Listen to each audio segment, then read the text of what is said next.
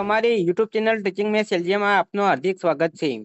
આજે આપણે ધોરણ 12 વિશે મનોવિજ્ઞાન ચેપ્ટર 6 ના મોસ્ટ એમપી એમસીક્યુ પ્રકારના પ્રશ્નોનું સોલ્યુશન કરીશું, જે ટેટ 1, ટેટ 2, ટાટ તથા ધોરણ 12 બોર્ડ પરીક્ષાની તૈયારી કરતા મિત્રો માટે ખૂબ જ મદદરૂપ બનશે। જો મિત્રો તમે પૂરેપૂરો વિડીયો જોશો તો તમને અહીં જે સોલ્યુશન છે તેમાં ખ્યાલ આવશે। મિત્રો તમે ચેનલમાં નવા હો, હજુ સુધી ચેનલને સબસ્ક્રાઇબ ના કરી હોય, ચેનલને સબસ્ક્રાઇબ કરવાની બાકી હોય તો ચેનલને સબસ્ક્રાઇબ કરવા વિનંતી। મિત્રો હવે વધુ સમય નહીં લેતા આપણે ચેપ્ટર નંબર 6 મનોવિકૃતિઓ તેમાં જે એમસીક્યુ પ્રકારના પ્રશ્નો આપ્યા છે તેનું સોલ્યુશન કરીશું। આ ઉપરાંત ધોરણ 11 મનોવિજ્ઞાન તેના ચેપ્ટર નંબર 1 થી 10 અને ધોરણ 12 તેના ચેપ્ટર નંબર 1 થી 5 તેના સોલ્યુશનના વિડીયો અહીં ચેનલમાં મૂકેલા છે, તે તમે ના જોયો હોય તો ચેનલમાં જઈ અને જોઈ શકો છો। આપણે આગળ જોઈશું તો પ્રશ્ન નંબર 1, નૈતિક મૂલ્યોનું ધોરણ નીચું હોય તેવું વર્તન અસાધારણ છે। આ વ્યાખ્યા કોણે આપી છે? અહીં 4 ઓપ્શનો આપેલા છે, તેમાં સાચો જવાબ આવશે બી, જેસી કોલમેન।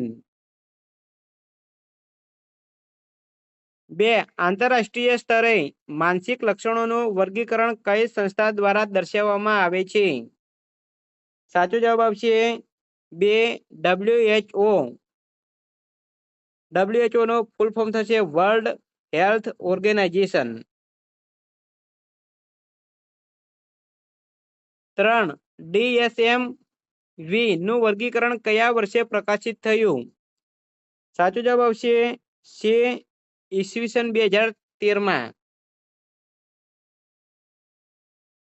પ્રશ્ન નંબર 4, નીચેનામાંથી કઈ મનોવિકૃતિ વારસાગત જોવા મળે છે? સાચો જવાબ આવશે બે, છિન્ન મનોવિકૃતિ। 5, મસ્તિષ્ક વિકાર સાથે સંબંધિત મનોવિકૃતિ કઈ છે? સાચો જવાબ આવશે એ, અલ્ઝાઇમર।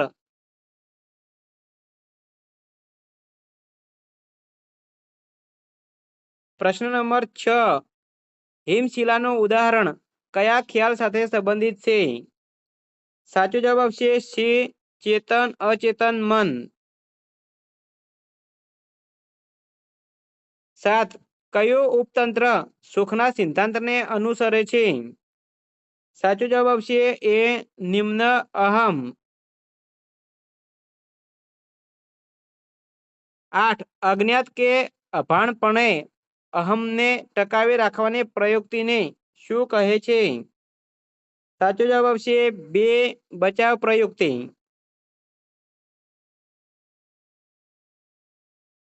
9, કઈ મનોવિકૃતિમાં બાળક તેને કહેવામાં આવેલા વાક્યોનું પુનઃ ઉચ્ચારણ અવારનવાર કરે છે?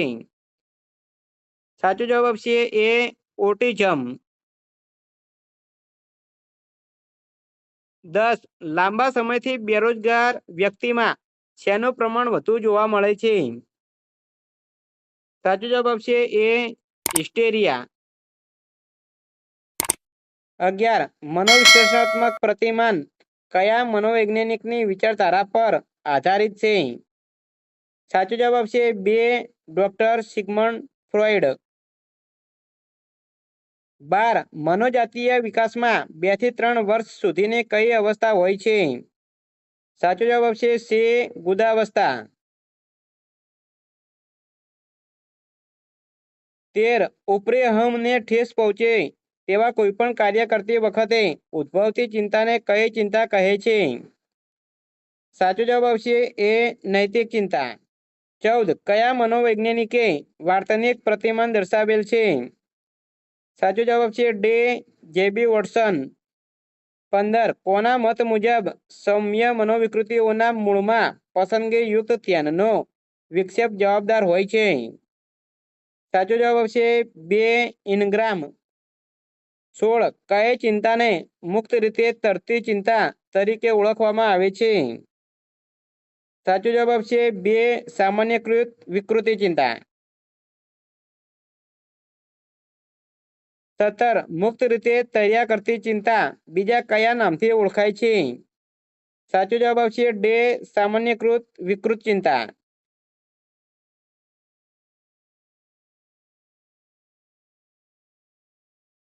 18 કેટલીક વ્યક્તિઓ જાહેરમાં પ્રવચન કરતી વખતે ભય અનુભવે છે.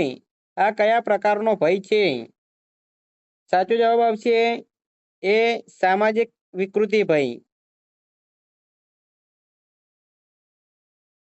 19 રેલવે, ટ્રેન, એરોપ્લેન વગેરેના ભયનો સમાવેશ કયા પ્રકારના ભયમાં થાય છે? સાચો જવાબ આવશે બે પરિસ્થિતિજન્ય વિકૃતિ ભય. 20 વાવાઝોડા, પાણી, ઊંચી જગ્યાના ભયનો સમાવેશ કયા પ્રકારના ભયમાં થાય છે? સાચો જવાબ આવશે સી નૈસર્ગિક પર્યાવરણ સાથે સંબંધિત વિકૃતિ ભય. 21 કૂતરા, સાપ, જીવજંતુ વગેરેના ભયનો સમાવેશ કયા પ્રકારના ભયમાં થાય છે? સાચો જવાબ આવશે સી પ્રાણીઓ સાથે સંકળાયેલો ભય.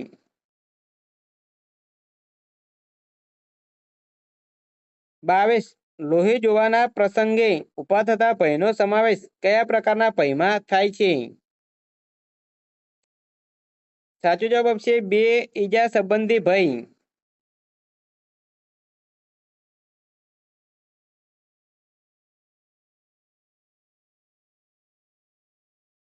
23 કેટલીક વ્યક્તિઓ ટ્રાફિક જોઈને હિતબાઈ જાય છે. આ કયા પ્રકારનો ભય છે? સાચો જવાબ આવશે એ ખુલ્લી જગ્યાનો ભય.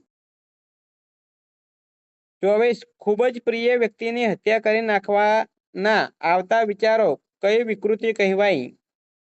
સાચો જવાબ આવશે બે અનિવાર્ય વિચાર દબાણ વિકૃતિ. 25 વારંવાર હાથ ધોયા કરવાના આવતા વિચારો કઈ વિકૃતિ ગણાય?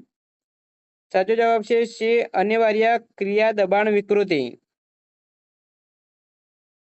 મિત્રો એ ચેપ્ટર નંબર 6 તેના એમસીક્યુ પ્રકારના પ્રશ્નોનું સોલ્યુશન પૂરું થાય છે. જો મિત્રો વિડીયો સારો લાગ્યો હોય તો લાઈક કરો, શેર કરો અને સબસ્ક્રાઈબ કરો તથા તમારા મિત્રોને પણ આ વિડીયો શેર કરો જેથી તેઓ પણ ઘેર બેઠા સારી એવી તૈયારી કરી શકે. અને નેક્સ્ટ ચેપ્ટર નંબર 7 આપણે નેક્સ્ટ વિડીયોમાં જોઈશું. Thank you.